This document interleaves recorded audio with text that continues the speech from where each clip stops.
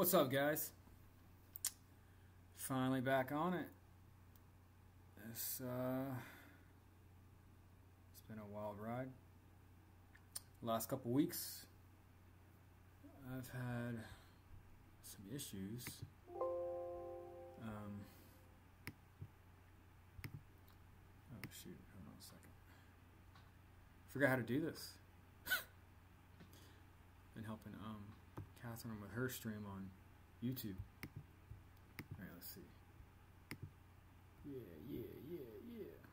There we go. Cool. I was just gonna say, yeah. What, I think it was 2 weeks ago. I was up in the middle of the night. Always hungry, so trying to get a bite to eat and a little bit of water. Just trying to keep my body from falling apart. I went up and got some, I forget what it was. It was, I guess I had some meat and like potatoes made. And it wasn't anything serious, it was just a couple bites. And then Catherine, I think, had some ice cream. I took just like 1 or 2 bites of that and started getting nauseous. I got really, really nauseous. And my heart started fluttering. And I'm like, that can't be good. I'm not that old yet, but I put my body through some pretty serious stuff.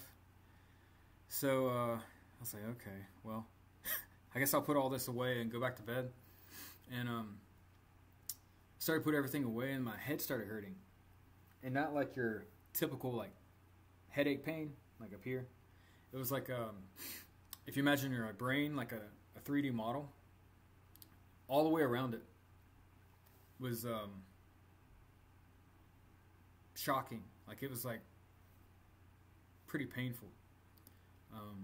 Never felt like that any time in my life. I don't know if I got something that I shouldn't have had food wise. I don't know.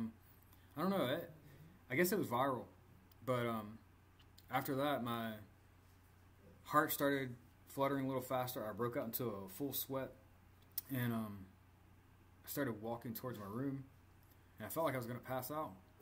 And I got a couple steps away from my bed, and I thought I was going to fall out, like really fall out. And I barely made it. And then I fell asleep naturally. And then after that, I didn't have any other issue. I didn't have any like more head pain, or I didn't have anything wrong with my heart. No gastrointestinal stuff. None of that. Just low energy for probably about a week and a half. Like a fraction of my normal energy. And if you know me, like as a person, like I'm usually pretty quiet unless you get me talking about the stuff I like to do. But I have a lot of energy, so I'm always doing stuff. I'm always moving around. But I don't know. I guess it was viral, but I've been down for a couple weeks, so just trying to get back going again. But yeah, I wanted to talk to you guys today, just about getting back into training, get back to where I was, and some stuff I've been doing recently to kind of get myself back in shape. Let's see, a second. Make sure my dog's okay. So recently I've been doing a little bit more trampoline stuff. Obviously, 99% of the stuff that I do came from Tommy in some shape or way or form, in terms of like improving your attributes of your performance.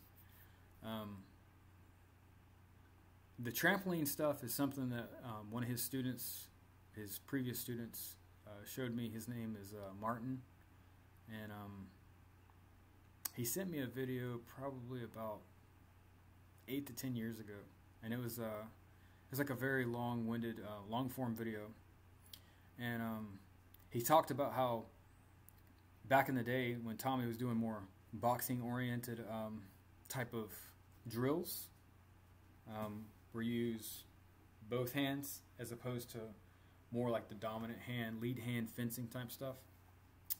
Basically, before he had streamlined a lot of his stuff. Because if you know Tommy, if you know anything about what we do, everything is streamlined over time. All the drills that we do, all the stuff that we just kind of gear our training towards, is usually like made more efficient each year. And so that's the reason that we're supposed to keep up with all the drills that he's doing currently. But that's not to say that there's no merit in the stuff that he's done before. It's just that you probably don't need it. The reason I've been doing the trampoline stuff is that I'm just trying to get my footwork back into play, like back into position to where it should be. When I say my energy was pretty low, it was pretty bad. Like I spent a few days in bed and couldn't get out of bed. Didn't have any fever or anything, but I was just really cautious because I felt like maybe I overtrained that caused this. But from what I understand, I train a doctor type person, and he said it sounds like it was probably viral. I never went to get tested or anything after the fact because I didn't have any other issues. Like if I felt like something else was going on, I would have probably went to the doctor. But I was just low energy, and I feel okay now. But I've been using the trampoline to kind of get myself back into shape. Really, because when you're on the rebounder or the trampoline, when you're bouncing on it, the energy that comes back up through your legs is not as intense as being on the floor, but it also helps you feel a lot more leverage. So when you're doing your footwork or you're shifting your weight into your punches, it kind of corrects you. But in the video that Martin sent me, he kind of talked about how hold on a second, who's this?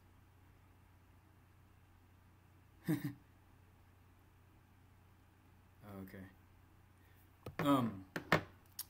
He was talking about how like if you throw a punch or a kick, a lot of times when people punch, their weight's too far forward on one side, and it's hard to shift it back in order to keep your weight shifting in the direction that you wish to go. So if you throw a punch and then you want to throw a kick after the fact, you throw your punch and your weight shifts forward, and then you have to shift it back in order to kick. So your weight's constantly doing this like a seesaw. And what the trampoline does is it kind of helps you correct any kind of mistakes. So you feel your center of gravity better on the trampoline in order to shift your weight more, I guess you could say more effortless.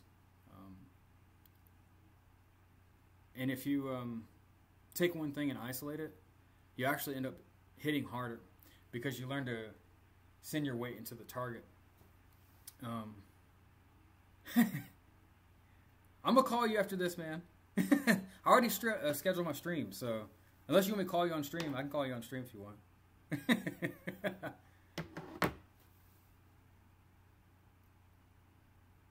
Yes, we do use ankle weights. Who are you, Em? I don't know. I'm not sure who you are. I see your profile, but I'm not sure who you are. But yeah, I've been using the trampoline. It's not quite as taxing. It's like just doing reps on the floor. Better for your joints, better for your stability. What else? Oh, been using the goggles as well. You guys seen the goggles that I posted recently with that Tommy sent me? They're like the blacked out goggles. And that usually is something very valuable if you want to be able to detect motion. So like if you're doing any drills or you're doing any rep training, or you're doing training where you're trying to shut down your training partner. So let's say they have their gear on, they have their head protector, the groin protector, the shin knee guards, their gloves on, and you get them to stand a few feet out in front of you, and you have them attack you. If you're wearing these goggles, they're like completely blacked out. And Tommy sent them to me ages ago, but I haven't used them, just got out of practice of using them. But he told me that back in the day, when he used to train pretty religiously, like a Olympian, he said that he would wear the goggles, and he would have his training partner throw punches and kicks at him. And he said that they would throw like 2,000 punches, 2,000 kicks, individually or in combination. And said when you wear the goggles, if your partner's standing in front of you and you see them getting ready to punch, when you have the goggles on, you see any kind of like small motion leading up to the preparation for the attack. So if you see them getting ready to move, you'll see them like start to twitch or shift, or you'll see some kind of like facial expression. And this is all very high level stuff. It's not something where you could just put goggles on with no training whatsoever and do it. You have to have the fundamentals trained. But on the other side, if you're not very athletic and you get really good at seeing things prior to them happening, you don't have to have a whole lot of superstar athletic ability. You understand what I'm saying? So you could have just a decent punch or a decent kick that's pretty solid, and you can hit someone on the preparation. So not when their punch is getting here. You hit them not even here.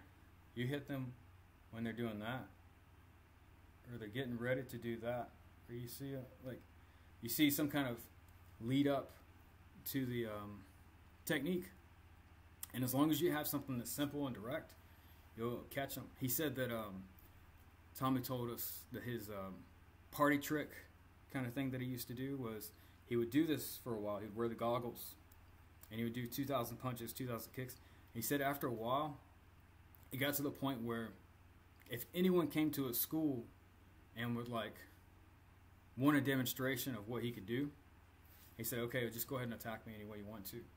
And as soon as they get ready to attack, he said his fist or his foot would be on their forehead, just like touching them on the head before they even moved.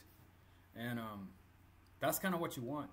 Like, you want to be able to see fast in order to, cut them down prior to the attack. So that's why I've been doing that recently, is just, in my mind, trying to get like my eyes and my body and my mobility back to where it was. Not saying it was super high level, but back to where I was at least. And the trampolines kind of helped me get back in shape without it being too taxing for my body.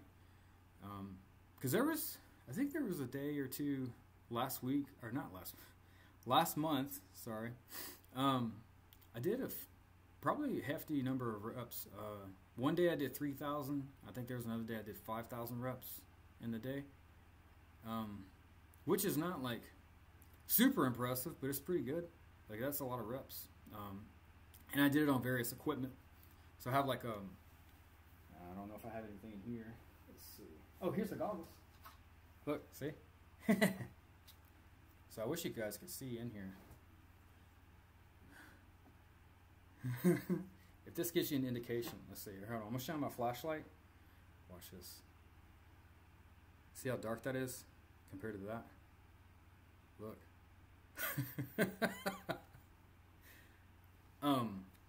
He said this idea came from I think the people, I want to say it was one of the world wars. They were flying airplanes. I think he posted this yesterday or the day before. He was talking about where he came up with some of these ideas. And cutting edge in JKD, in Tommy's JKD, it means that he's leading the pack. He's leading the rest of the group. And I don't think anyone that's met him or trained with him would disagree with him. The stuff that he's doing is like probably the top notch in terms of efficiency, of like where the art is supposed to be headed in terms of principles. The thing about principles is that they're not set in a sense, like they're not flexible. Simplicity, directness, economy, or non-classical, they don't really have a set way. They have a great degree of flexibility in terms of change. So over time, things become simpler and more direct, more economical. So less wasted motion, wasted tension. You have less of that. And the drills that he has and the innovation of things that he comes up with, he's leading the pack. And I don't think anyone would disagree with that. If they do, let's see it. Let's see what you're doing then. If you're better than what Tommy's doing, let's see it. Let's see how much better you are. But again, I'm not into a pissing contest. That's just what he means by the cutting edge. He's just saying, like, I'm trying to come up with the newest thing to lead this thing to keep it going in the right direction. Because again, JKD is not supposed to be set. Yeah, you have the straight lead, right? You do have the straight lead punch. But most people think that the straight lead punch is just this. The straight lead punch is not just that. That's not just that.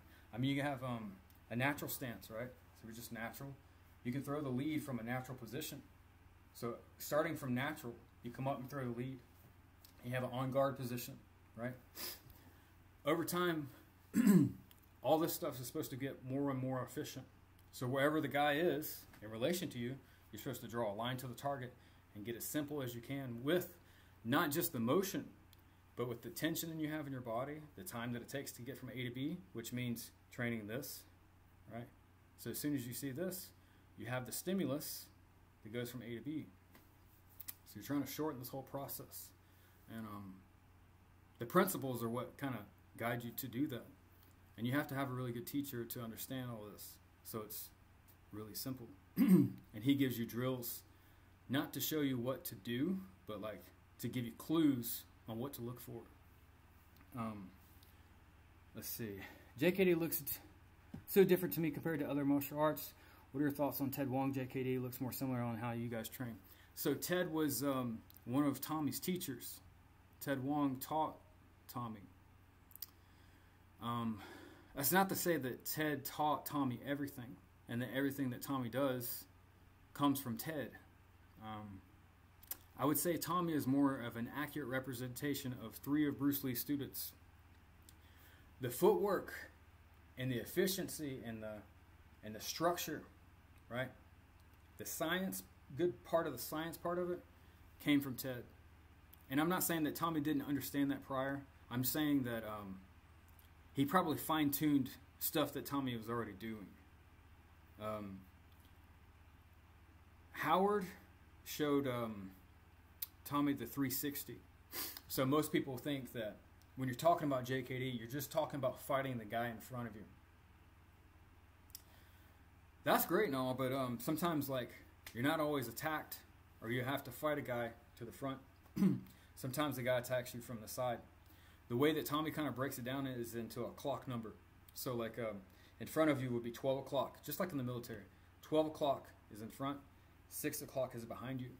And what he does is he has people at different clock numbers to attack you, or you have to attack them. So you have to be able to attack at any clock number. So 2 o'clock. So if the guy's there and you get the stimulus, you have to attack as soon as you see it at 2 o'clock. And you do it from no stance. You do it from kind of like a ready position, so kind of like side on, or like a concealed stance, right? And then you have the on guard position, right? And you still have to be able to attack to 2 o'clock, moving, like standing forward, right? And you do this at all the clock numbers, so 12 all the way down to 11. Then you start incorporating like a guy in front of you, a guy to the side of you, a guy behind you, a guy to the 2 o'clock, 1 o'clock. So you just start moving all these things different places. And then you have the kicking stuff that Howard taught, like kicking, 360 kicking. So kick to the front, kick to the back. You learn to apply all your tools basically 360, and that's something he got from Howard. I think he got the iron hand conditioning stuff, like the iron hand stuff from James Lee.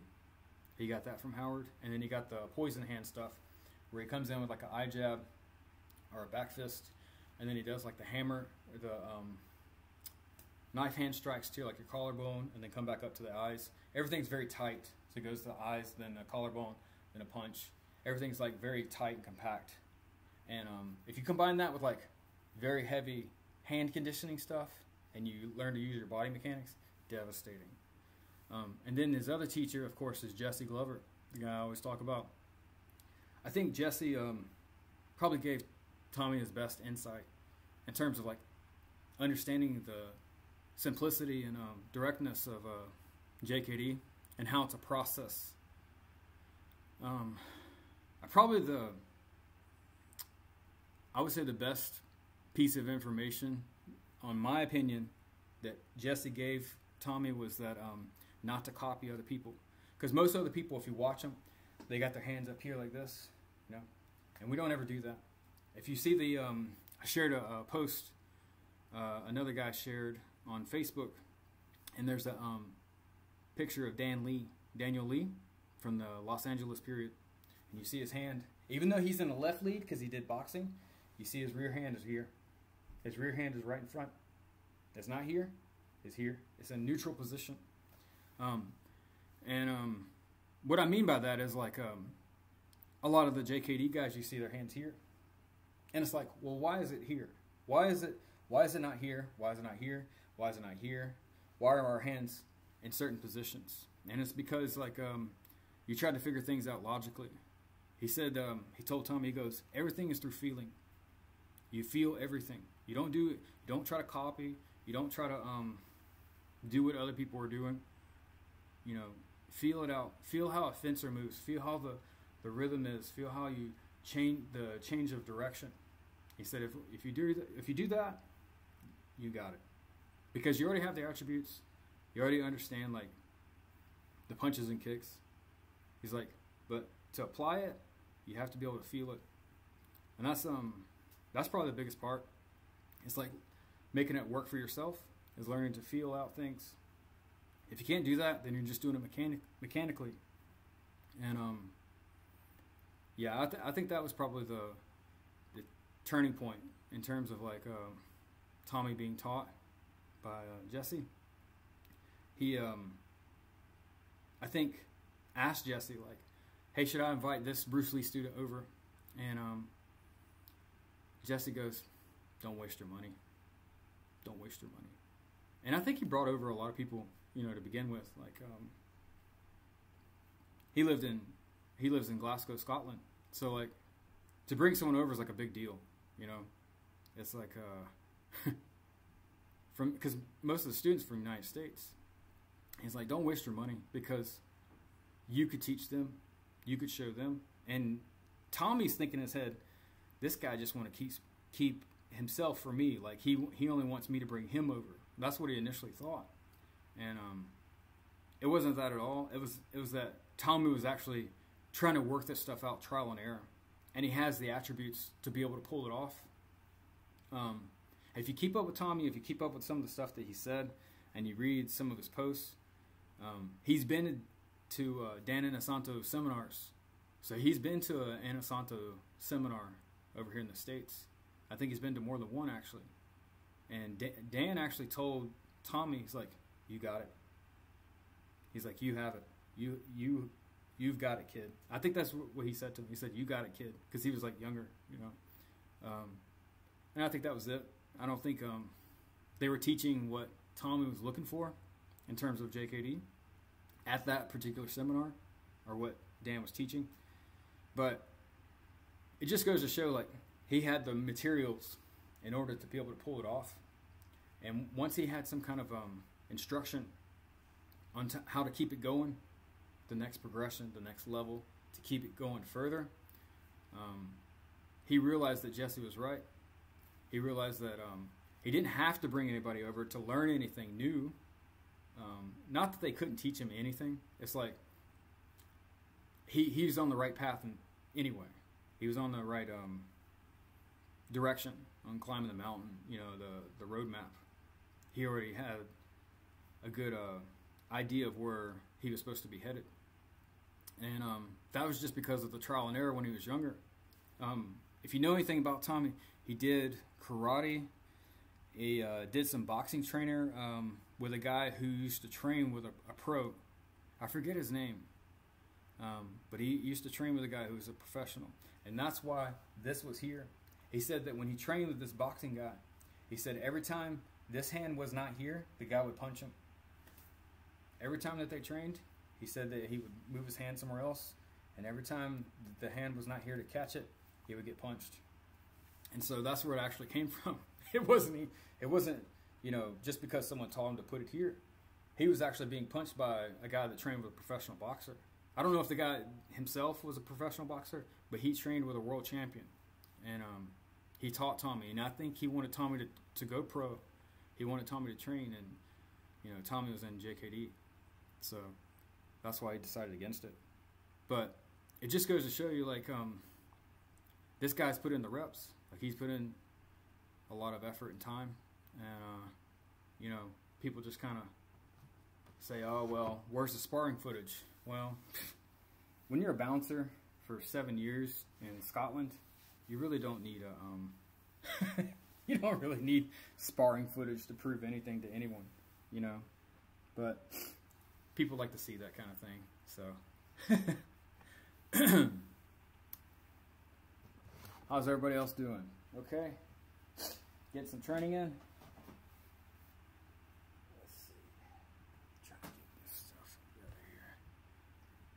Right. Yeah, I use I use ankle weights pretty frequently to warm up. I use them to kind of loosen up my hips and just to make sure that, like, I'm ready to go before I start kicking and punching violently. Because I don't really trust my joints at this point. Yeah, I make sure to take a little bit more time. After I popped my tendon, like my adductor, after I messed that up, I really spent a lot more time, like, warming up and making sure everything is ready before I really go for it. A lot of my training, when I'm training consistently, I don't train so much as frequently. I'll take that back. There'll be periods where I'm training frequently throughout the day. But most of the time when I really get into it, I don't train as frequently because it's already in my neural system. But I'll warm up significantly and then try to get my body mechanics moving. So meaning, like, turning my body, pushing off really hard, making sure my weight falls into the target. The intensity is very high. So, like, towards the end of my workout, I'll set a timer for, like, 20 to 30 seconds, all the way up to, like, maybe a minute. And the shorter the rounds, the more rounds that I have. The longer the rounds, the less rounds I have. But the intensity of the rounds are, like, sprinting pace. So, like, full out, like, as fast as you can go and as hard as you can go. I would say the last probably 3 or 4 rounds training that way are, like, close as you can get to a real fight, and they might actually be more intense than a real fight, which is what you want. You want your real training to be more intense than what you would encounter in a real go. So I don't really train, like, you know, super frequent, but I don't train, like, once a week. It's like optimal for me is like 3 or 4 times a week, probably an hour and a half to 2 hours. Strictly JKD. That just works for me, like, the best once I'm into training, but it takes me a minute to get to that position, just because I have to get the reps going, I have to get everything moving, you know, that kind of thing. So, all right, let's see. Got a few people in here, huh? Yeah. Let's see. What's up, Axel? Axel, are you awake 24 hours a day? I'm just wondering, because I always see you in here. I always see you here and then on Catherine's stream. So if you guys have any questions, just go ahead and ask. But yeah, I've been doing like 3 to 5 rounds on the trampoline. I'll do like a 5 to 7 minute round, and I'll spend the first round just kind of like shifting my weight. So if you imagine your feet on the trampoline, I just kind of shift them back and forth like that. So this looks like a seesaw, like this, right? And then what I'll do is I'll try to like turn. So like as I'm shifting my weight, I'll just kind of work on like shifting my body and moving back and forth, pivoting, turning back and forth. And I'll do that for about 5 minutes. And it really burns your legs up. Like it's pretty intense. And then the second round I'll start punching or I'll start kicking, and then I'll rotate each round. And then the last round I'll do both, punching and kicking. Single or combination. And then one of the rounds I'll do strictly evasion. So I'll evade and I'll hit, or I'll just evade and then move and then hit. Occasionally I'll use the goggles while I'm doing it. So I'm trying to move, and then I'll have like a hanging ball target. That's what I was looking for. Let's see, I don't have one here. It's like a hanging ball target. It's like on a resistance band or a string. So when you hit it, it like bounces erratically. So it's all over the place. So it's very hard to hit even without the goggles on. So when you have the goggles on, it's like, all right. It's like catching a fly, like Jackie Chan style. Super hard. But it gives good results. So that's why we do it. But let's see. It's 3 a.m. here. Oh, you mean the for Catherine String? It's 3 a.m. I see. All right, let's see. What are the differences between Jun Fan, Gung Fu, and JKD? So, Jun Fan Gung Fu is what he called his art before he called it JKD. So, when he moved to the States, when he started training with Jesse Glover, 1959, 1960, he wanted to change things in what he's doing in order to catch his seniors. And anyone else that's saying different from this, they have to know firsthand, like from the source itself, or they're lying. Because this came straight from the source itself, came straight from Jesse. And in the book he says he was trying to surpass his seniors in Wing Chun. And his seniors were Wang Shanlong, William Chung, and one other guy, I forget his name. But he had the first two were the main ones. And what he was trying to do is, when they would practice their chi sao, it's kind of like the sparring, right? When they would hit him, they'd hit him with like a palm strike, or they would reach in and they would pinch him. So they would leave like black and blue marks all over his chest. They'd slap him. He had like black eyes, bloody nose, you name it. And he was trying to get into where he could at least just score on them initially. And then eventually he wanted to be able to, score on them and they couldn't score on him. Well, he had to come up with a new method, because if you're practicing the same things that someone else is and they've been doing it longer, you have to do something different if you want to even the playing ground. And he had to come up with a way to do that. And what he did was he reduced the amount of techniques that he practiced and made them very strong. So what he did was he eliminated a certain amount of positions, like Wing Chun positions, and he worked on a certain amount of punches and kicks, or punches I should say. And what he did was he tried to make them strong as possible.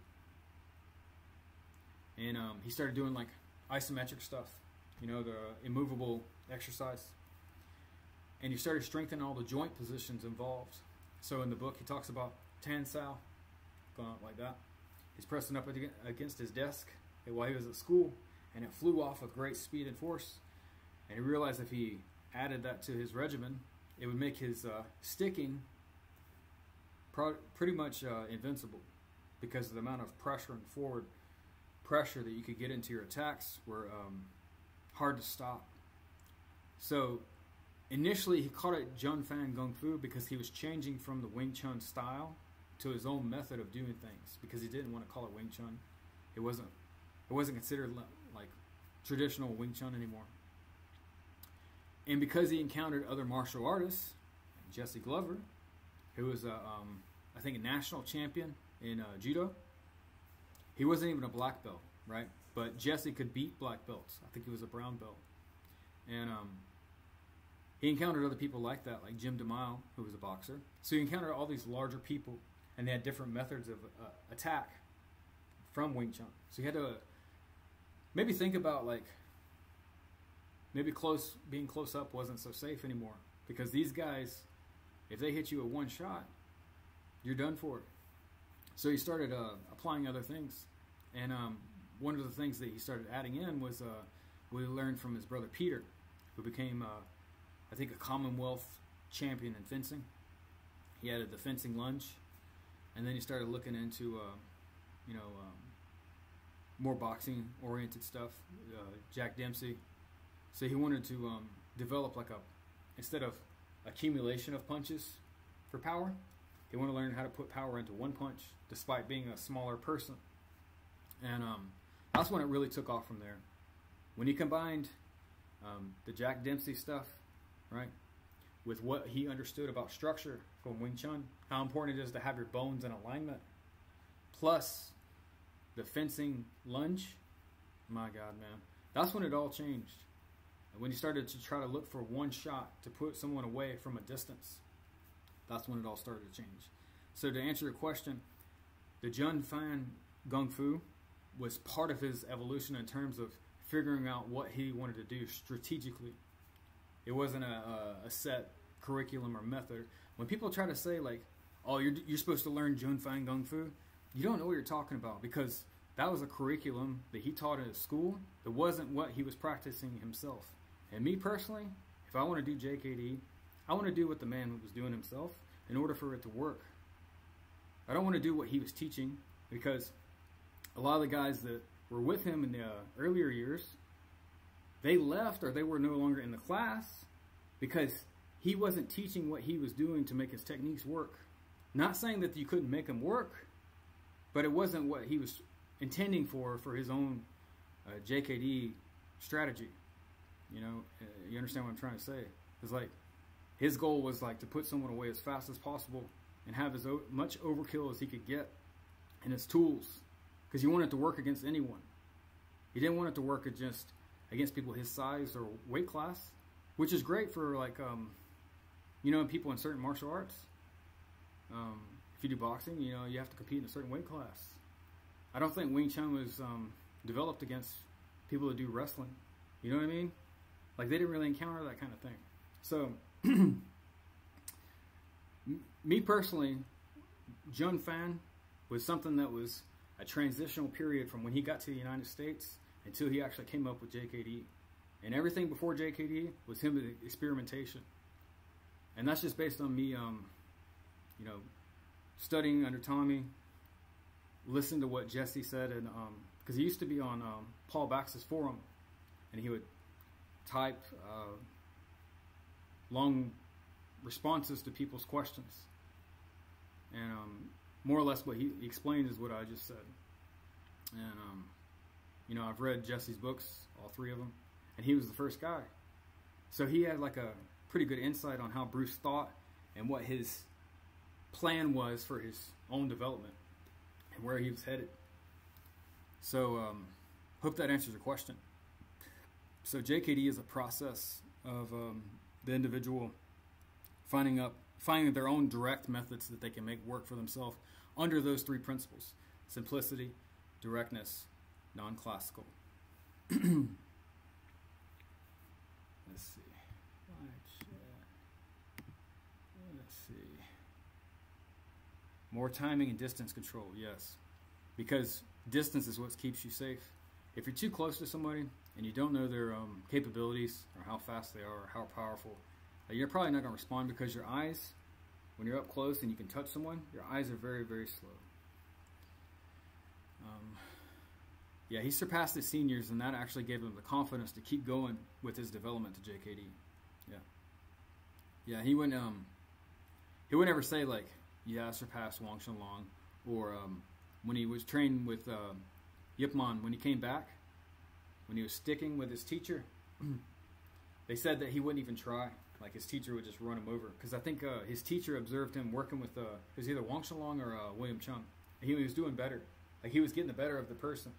And his teacher said, all right, let's try it. I want to figure out what you learned here. And he wouldn't try. He just let him kick his ass. By using JKD, how can one handle a fight with a BJJ guy who fights on the ground? I don't know, man. Ask yourself this. If you have to fight a top-level boxer, do you box them? If you fight a top-level wrestler, do you wrestle with them? If you fight a top-level judo guy, do you try to throw with them? You handle it by doing what they're not great at. And really, Bruce's answer to all of this is before, during, and after. And what I mean by that is like, so you really shouldn't even find out what the guy knows. You shouldn't. This is the whole thing, right? You shouldn't even get a chance to find out how good of a card player someone is, because if they're a better card player than you, it's not going to be good, man. You know? Does that make sense? Do you understand what I'm trying to say? So like, if a guy's a world-class armbar specialist, or he can put you in a rear naked choke and there's nothing you could do about it, do you think that you should let him get started? Probably not. So that's why distance and time is so crucial, and why we put so many reps into attacking the eye, the chin, the throat, the solar plexus, the ribs, the liver, the groin, the knee, the ankle. We attack all these points in order to shut someone down, so we don't have to find out how good someone is. Because you don't want to find out. You don't want to find out how good someone is. Because people that you don't know on the street, there are people that are very dangerous, and they're probably more dangerous than people that train. Some of them are. Some of them, either have some kind of psychological thing going on, or they're so physically, genetically gifted that if they hit you with anything, you might not come back from it. And so you don't want to find out. So you don't want to give it a chance. You see what I'm saying? Like you don't want to you don't want to let them get going. So to reiterate that, as like some guy asked Tommy once, he goes, So how do you counter a rear Muay Thai kick? The guy throws a Muay Thai kick. The kick comes all the way around. What are you supposed to do? How do you evade it? How do you stop it? All these other questions. What if that? Tommy goes, man, I don't think you guys get the root of this stuff. And the root is interception, right? Way of the intercepting fist. He says that the kick shouldn't have even got started. As soon as you see the guy, so the guy's in a stance, as soon as you watch the shoulder line, you see that, you know he's going to kick, so you should attack. And you should have your weapons or your tools developed enough where you can go straight in and take him and put him in a position where he can't hurt you. Whether you stop him or finish him or whatever, it doesn't really make a difference as long as he can't attack you anymore, right? So what he's saying is, like, as soon as you see the preparation, again, where am I? And then the ability to move, as soon as you see the preparation, you go in, you attack him, you stop him. So in order to be able to do that, you have to do a few things so many times to where you're sick of it. Like, you just don't want to do it anymore. And then you have to do it more. And then once you do that, you got something that'll stop most people. And then you do it with another part of your body. So if you do it with a punch, you try to do it with a kick as well. And that way, if they stop one, you can send the other. That's more or less what JKD is. It's like, you shut them down as soon as you see the shift of the preparation. So that's before. So there's 3 timings, right? Before, then you have during, and then you have after. So if you're late and you missed the before, you have to move off the line, which means footwork. So you have to evade, then hit. So that's during. So you have to evade and hit at the same time, right? And then the last one is after. So if you're late, let's say you're looking this way, and he starts to attack, and you're like, oh shit, you have to move, and you're really late, and then you hit. Or you have to cover up, and then hit. So your last resort would be cover, hit. But if you train things individually, and you break it up all into drills like that, it makes a lot more sense than just sparring. Because a lot of people think that you just go in and you just start sparring. You can't ever figure anything out like that, because if the guy's just attacking you, you don't say, all right, this is before and this is when I go in. Like if you have a plan and you're sparring and you say, okay, I'm just going to work this, but that's fine. That's the same as doing a drill. But if it's just willy-nilly, you go in, you attack, you cover up. It's about being tough. You're not ever going to get anywhere. Not like true progress. That's going to work on anyone, you know. So it's a different type of mindset. You know, you have people that want to spar and just drag things out for a long period of time. It's okay, but I don't know if you're going to be able to make that work against anyone, or, you know, people that can really hurt you, because you're looking to pick your moment. You're looking to pick the moment where you can stop the guy before he hurts you. So, yeah.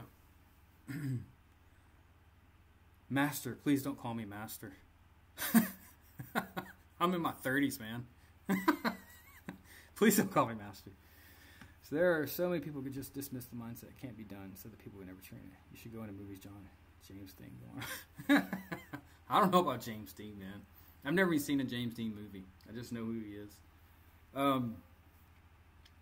Yeah, again, it's the thing with hard work, you know?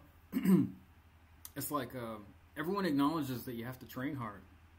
But what really is training hard, you know? Is training hard breaking a sweat and breathing hard? I'm a personal trainer, so I train people. So I really have perspective on people's exertion, like how hard they do things and what they mentally, how they feel about things. And most of the people that I train, they complain about burpees. They complain about running and doing things that are physically really hard, when you have to breathe hard and you have to mentally push yourself through things. People think that that's just training hard. Yeah, it is training hard, but it's not something you really can quantify or measure. And to really get anywhere in anything, you kind of have to be able to measure it. And, you know, in terms of JKD, you really want to be able to measure how well you can do one thing at a time. And I mean, like, if you can shut someone down with just using your hands. So, like, if you put protective gear on, like you're going to spar, right? And you say, okay, you can attack me with any punch. We're not going to do any kicking right now, but we'll do that later. We're going to incorporate that as we go. You can attack me with any punch you want, right? And what you do is you try to shut them down with your lead punch. If you're starting from a further distance, right? You try to shut them down with the lead punch, and you can punch anything here. You can hit them with any punch. Or you can hit them right here in the solar plexus, or you can hit them in the groin. And if you hit them solidly, your partner should kind of give you some kind of feedback. That was a good one, you know. And then you stop, and then you restart, because the lead punch is supposed to be a finishing shot, right? It's supposed to be all of your weight into the target, and you drop them. Naturally, you don't do that to your partner, but when you say, okay, I got you maybe 5 out of 8 times with the lead, then you do the same with a kick. You say groin kick or side kick. I'm going to stop you. You can attack me with any punch. And maybe only 3 out of 8 times you got them. So you need to improve your kicking from a distance, right? And that's how you structure your training.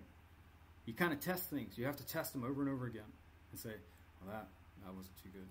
Or I had too much. Like if you film it, like I film a lot of my training. You say, okay, the kicking's not too good. So you spend a week or 2 just practicing your kicking. You can still punch, but make the majority of your training for kicking.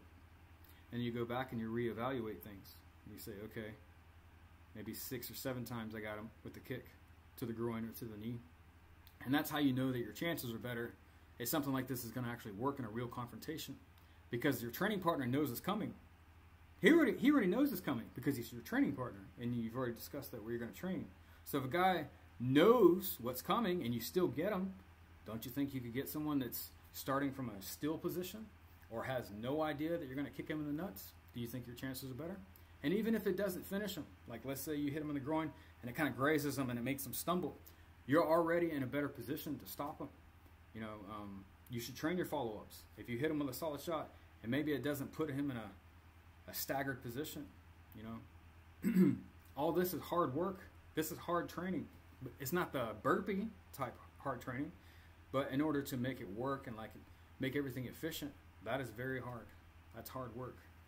And then what you do is, once you've gotten this all kind of bolted together and you and your partner kind of trust each other, then you can incorporate the type of training fighting under certain parameters where you can train like you're doing burpees or you're running or sprinting, where it's to exhaustion, to toughen yourself up, to toughen your body up. Not saying you should do that to, you know, toughen your head up or anything like that. I'm not giving advice on any of this stuff in order to hurt yourself. But what I'm trying to say is like, know the difference between squatting 225 for 6 to 8 reps as opposed to doing burpees to failure. One is like really tough, you survive it. The other is you measure, you know. So there's two different types of hard training. And most people are on the burpee type of mindset. You know, they're not really quantifying or tracking their metrics on the things that they're doing. And that's really the problem with people's progress. So, yeah.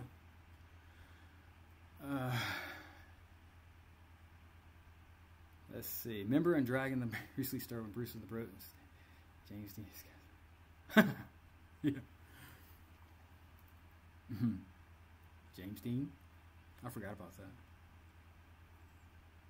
I hope you're good. Just pull up and rope climb and push up. TR expands resistance. Good for strength. Yes. Anything that's going to give you good resistance.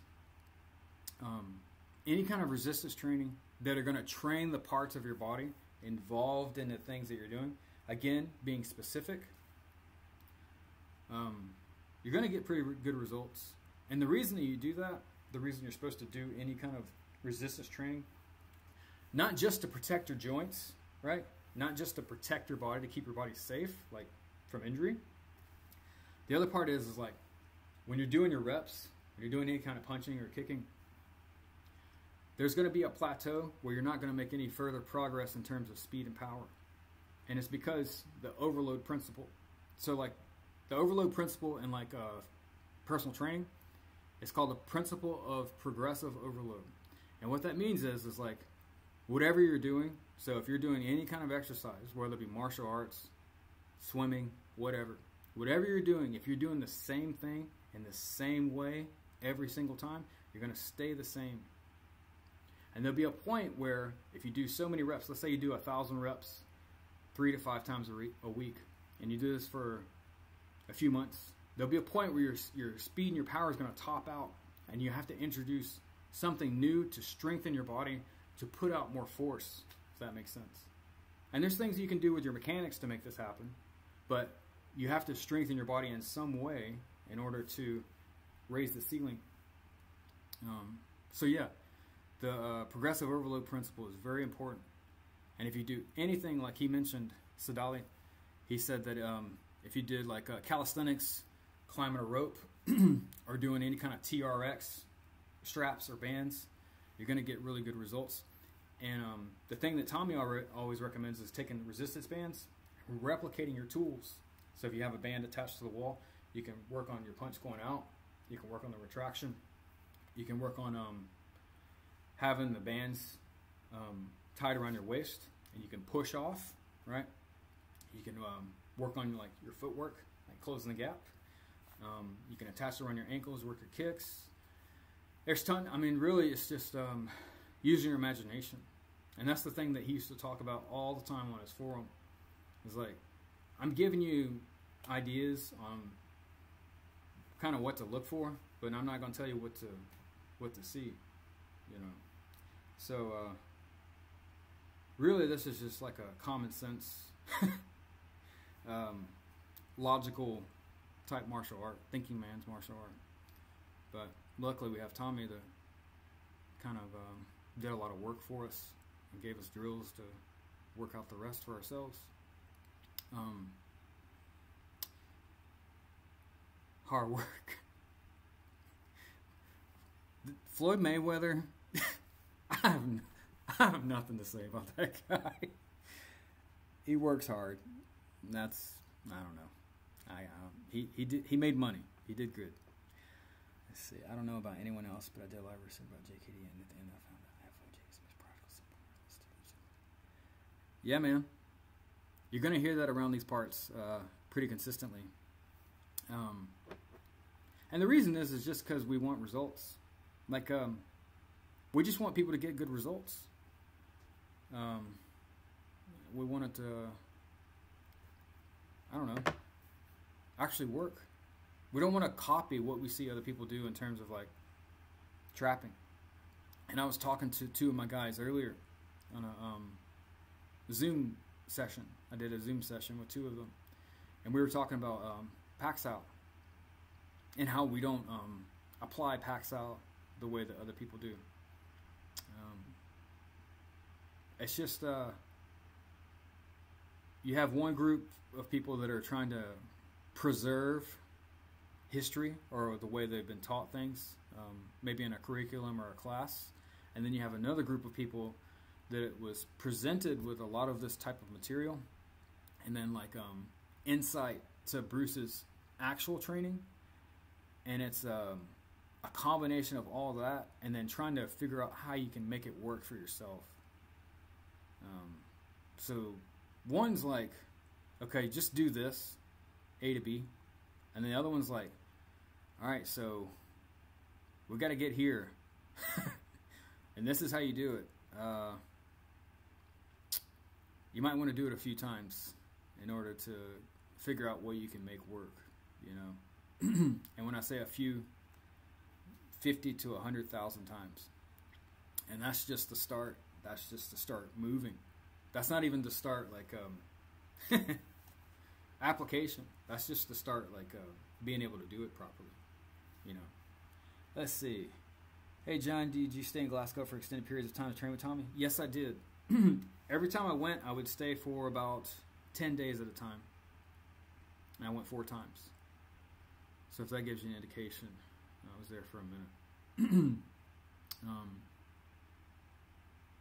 Yeah. But the training that I got there, the stuff that I left with, that I went away with, you could train for a lifetime.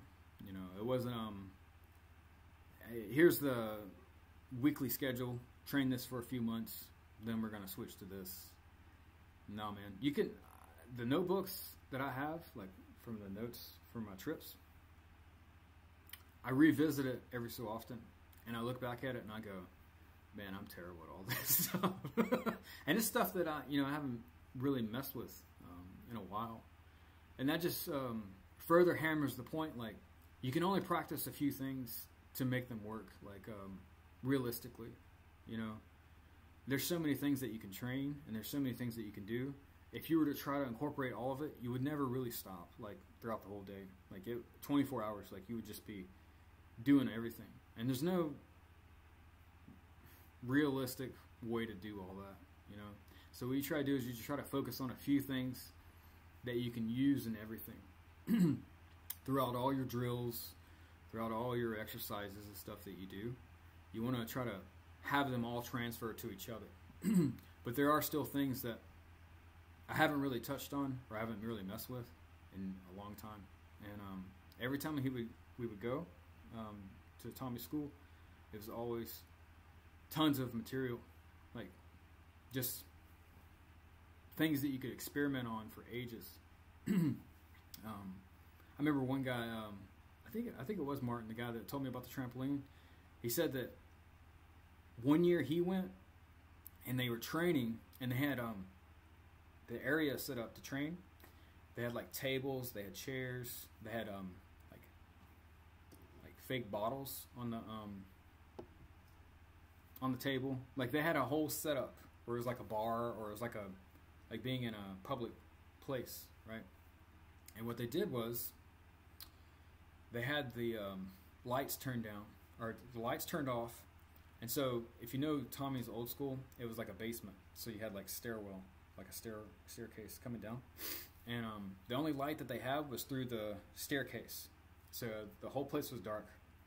And what you had to do was walk around the tables or the chairs while the other guys attacked you. And he said that one guy, he kicked him in the arm and almost broke his arm. And you had to use your hands and feet to feel around the obstacles around you. So you had to use your feet and your hands to feel where the chairs were or the tables were in order to navigate. And you had to attack or defend using the chairs and table, like a realistic scenario. And he said that was one of the hardest times that he experienced. And you're basically fighting in darkness. Like if you're fighting in the dark, you know, and the guy's kicking and punching at you. If that gives you an idea, that's not a typical JKD class, you know. It's a typical JKD class. They're teaching individual techniques or a series of drills, you know. they're not putting gear on and then turning the lights off. So, yeah. Do you have to sign up as a group leader or something to get taught like that? So to become a group leader, you have to demonstrate to Tommy that you understand the fundamental material, footwork, punches, kicks, structure, strategy, 3 levels, 360, attack, defend, standing, sitting down, lying on the ground. You have to understand the primary and secondary targets, progressive weapons chart, which is your arm and your leg extended all the way out. Let's see, 3 timings, before, during, and after. Pace, force, fraud. Yeah, I think that covers it. But once you understand most of those things, pretty good degree, you talk to Tommy, you prove to him that you can do this stuff, and you can run a group, and you can have a few people that you coach. You're not an instructor, but you can coach a few people, and they can train with you, and you can bring up their level of skill. And over time, you prove that you can do this sort of thing pretty well. He'll make you an instructor. And when I say over time, it's a long time, a very long time. You have to prove that you can do everything for him to make you an instructor. And that takes a long time. There's no set time. That's just whenever he decides, but it's a long time. Let's see. I was thinking of going for a weekend. It's not enough time for you anything to train. What did you do for the rest of the training? Go bowling, cinema? Man, Axel, we went over our notes. We'd go eat Chinese food. It was like a Chinese place right next to his school. And there, it was awesome. I mean, the food was really good. But we would go eat there until we couldn't move almost, because you had to have it for energy. And then what we do is we would just write our notes on all the drills, and we would try to work them out. So we would have them, because he would go over so much stuff, you know. It was just, you know, nonstop. But after that, you pretty much just go to bed and then get up and get ready to do it again. On the weekends, there was a little bit of time where you could just go around and sightsee, and maybe go to like a museum or look at some cool castles or something, you know. Let's see. Can I do stretching every day for better kicking, or just do 3 times a week on? Question: when we train punch and kick in the same training session, or punch alone, kick alone? All of it. All of it is true. Stretching can be done every day. I usually do it in the evening time. I do it as a relaxation type thing to loosen up, not as a forcing type stretch. I usually do dynamic type kicking, stretching, swinging exercises where I'm swinging my leg up, holding on to something. Just kind of loosen up my hips. And then I'll like kick over a chair with like ankle weights to loosen up the muscles of my legs. And then at nighttime, I'll just kind of relax them. I want Tommy to give me stuff that I can practice when I go away and get good. You kind of have to take the online lessons first in order to get the fundamentals, or you have to go visit him or one of his instructors. Carry night fishing goggles with you at all times. Yeah. A key, you can do it. Just sign up for the online lessons. That's where I started. That's where most people start. Remember when the idiot claimed, oh, it's gonna start registering? Yeah, sure. Yeah. You think someone like Tommy's gonna certify someone like Thomas just after a few seminars? No chance. No chance. How often do you guys throw elbows to JKD? I know Bruce, you don't make a plan of using a certain tool and use them coming range. Yeah, so if like the guy's behind you, your elbow's pointing behind you, that's when you use it. Another situation is like if you're throwing a punch, right? If I throw a punch and you parry it or block it on this side and my hand goes this way, then you can use the elbow like that. Most of the time, that's pretty much how we use it. Not saying like you can't do this kind of stuff, right? It's just you try to stick to the strategy, and the strategy is longest weapon, nearest target, or closest weapon, closest target. So if the guy's here, I could hit him with an elbow because it's closest, right? If he's standing next to me here and he's a bit further out, it would probably make more sense for me to use the back fist to his groin, right? So if he's standing up here and his groin's here, I can hit him with the back fist this way. But if he's a little bit closer to me, like behind me, I can hit him with an elbow that way. So closest to closest. Let's see. I feel like you're trying to go to war. Just want to go to something for once. I have something going for me, I guess. Actually, you just got to get going, man. Go get your diving gear on and start diving. Is it compulsory test for ranks before we clear? He kind of tests you just by observing your demonstration and the understanding of the art and all the fundamentals. It's not like a standardized test or anything like that. Yep. Can I do a seminar in Algeria? I don't know, man. Tommy would probably do one in Algeria. Do you have a group there, Sadali? If you have a group there, he would most certainly come there and do a seminar. I probably could do one. I'm probably not the person that should do one, though, if that makes sense. He should be the guy. The only place I could probably do a seminar pretty well is here in the States, and that's just because of travel, and I have a family, and I got a lot going on right now. But maybe in the future. But he would be your guy now. Like if you want a really good seminar right now, he'd be the person to ask. He'd be the guy. I don't know if you have any background or any previous instructors, or if you have a group or anything. So, but yeah, he would be the one.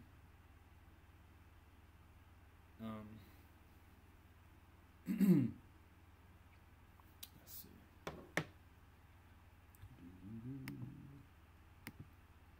How many you got in here? About 8? Who's in here?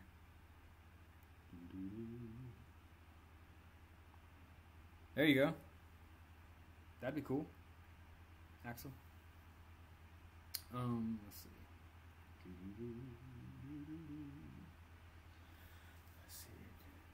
Do I feel it's hard to understand Tommy's accent? At first it was. So when I first started listening to Tommy in 2009, yeah. I started taking the lessons 2010. I had no clue what he was saying. No clue. I could understand maybe 1 or 2 words. So what I did was I would just replay the video over and over again until I started to hear how he enunciated certain words. So the way he said certain words, that's how I started to understand like his accent, his dialect. From what I understand, he speaks a little differently from other people in his area. He's like from a different place. Let's see. I enjoy these live streams. You always answer the question. I try to, man. I try to. So I'm a personal trainer, so I try to get my stuff across, whatever point I'm trying to make, without being too long-winded. But I still want to make sure that I get enough of the point across, so I don't talk too little or too much. Because some people, they give you a long-winded dissertation on things, and you get lost. You're like, I don't even know what the hell we were just talking about, you know. And then there's other people, they say 1 or 2 words, and you're like, okay, well, I guess I'll just go fuck myself. No, yeah, I just try to meet it halfway, you know, because I want to understand it myself better. So sometimes when I'm explaining things, I'm like organize my own thoughts, you know. But it comes part of my job, like as a personal trainer, to make sure people get the material. Because if they hurt themselves, it's like it's on me, you know. So I have to do a lot of explaining. Where are you located, and are we able to come train with you guys? I'm in the States as well. Yeah, I'm in the southeast United States. I'm in Mississippi. I'm in like the central Mississippi area. I used to be on the Gulf Coast next to Biloxi, Ocean Springs, but now I'm in more of central Mississippi. I'm about 2.5 hours north of the coast. I am near Jackson. I'm about 45 minutes from Jackson. Does Tommy online lessons give you a good idea of how to counter a grappler? I think he kind of goes over it, but more or less it's like the answer is intercept, learn to move your feet, yeah, work out the 3 different timings, attack primary targets. So if you miss one, go to the next one. If you want specific instances on how to deal with certain things, what he does is he gives you the tools on how to work it out yourself. So he teaches you how to work things out for yourself in order to make it work for you. So he gives you like kind of like a roadmap, and you say, okay, this is the path that I have to take because of what I have, if that makes sense.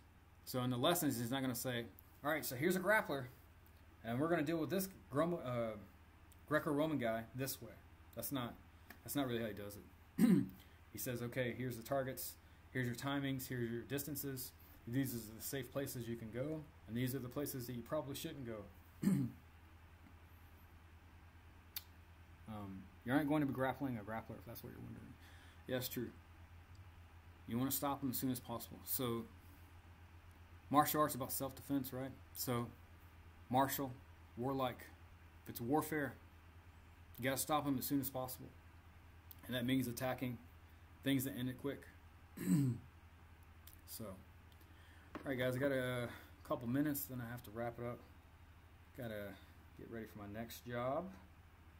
And then I have to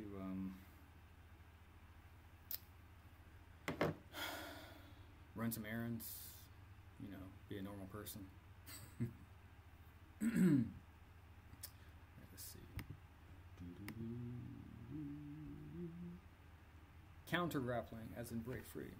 Yeah. Yeah, we went over that in a couple of the seminars, but on like the online lessons, it might be in the second series. I only took the first series, but in the second series, he kind of goes over that. The second series he released as after I'd already came to the his school.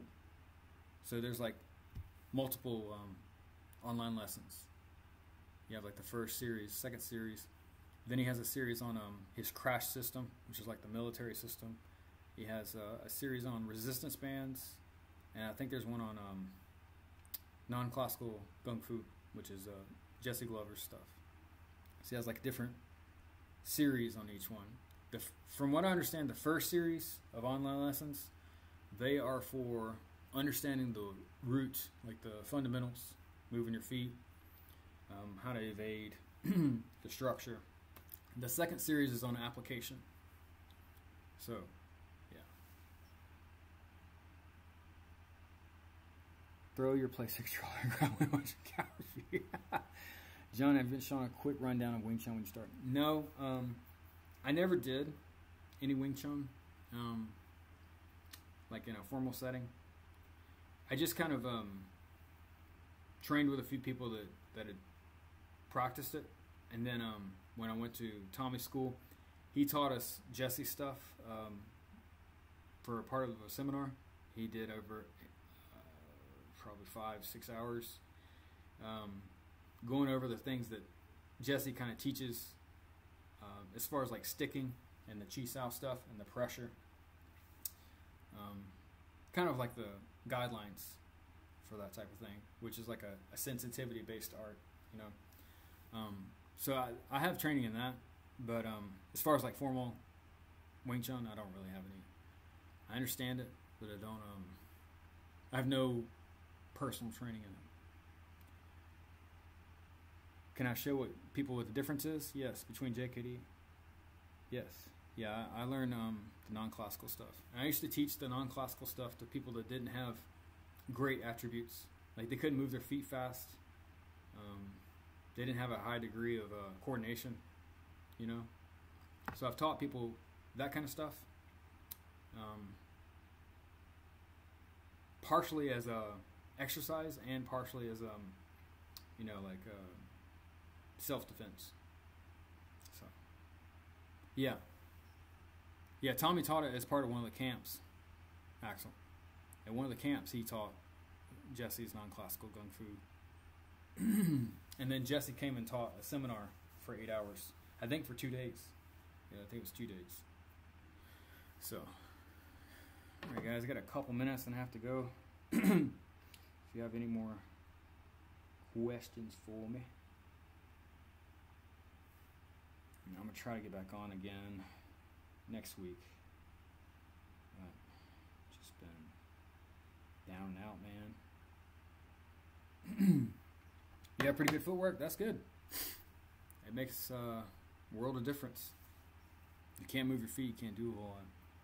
I read a few comments that said that Ted Wong didn't certify Tommy as instructor. Is it true? I'm pretty sure Ted did certify him. If you want to know the truth on anything regarding Tommy, it's probably it's probably a good idea not to listen to what other people say. It's best to ask him directly, or people that are very close to him, because they know.